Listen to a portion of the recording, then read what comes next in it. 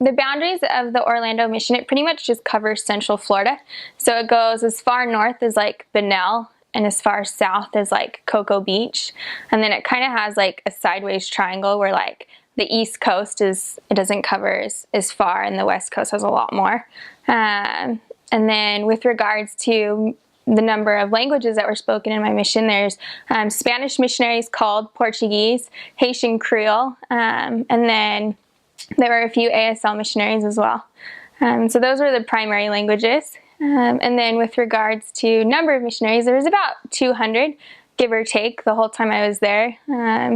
There was a little more, a little less, give or take. But it was neat because our mission was almost 50-50 split with sisters and elders. So I think when I left, it was about like 40% sisters and 60% elders.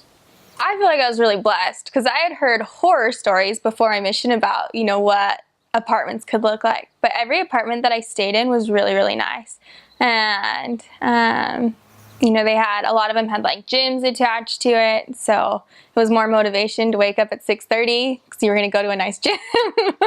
But yeah, a lot of them, they were super nice apartments, like usually like one bedroom and then like a study, so you didn't have to like study in your kitchen, which like a lot of other missionaries had to. And we had nice kitchens and just like really good environments. Our mission president was really adamant about making sure that the sisters lived in safe areas, because in Orlando there's some areas that just aren't as safe. So he always put us in nicer areas so we didn't have to worry about getting home at 9:30 or at night and being worried that it wasn't the safest. But and then I had a car for almost all of my mission because I was a sister trainer leader. And so we would have to go on exchanges with other missionaries quite frequently, so we would need cars. But our mission was a biking mission. And so though I had a car, I biked every day.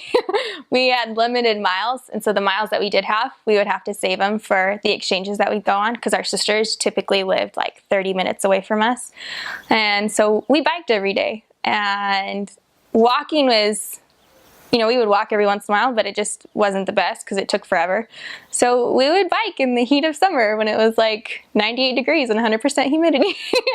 But it was good exercise, and it was good because a lot of people in Florida walk, or they're just out on the streets, and so it was the best way to talk to people. So even though the car with the AC always sounded really nice, it wasn't the best. So biking, you should get used to it.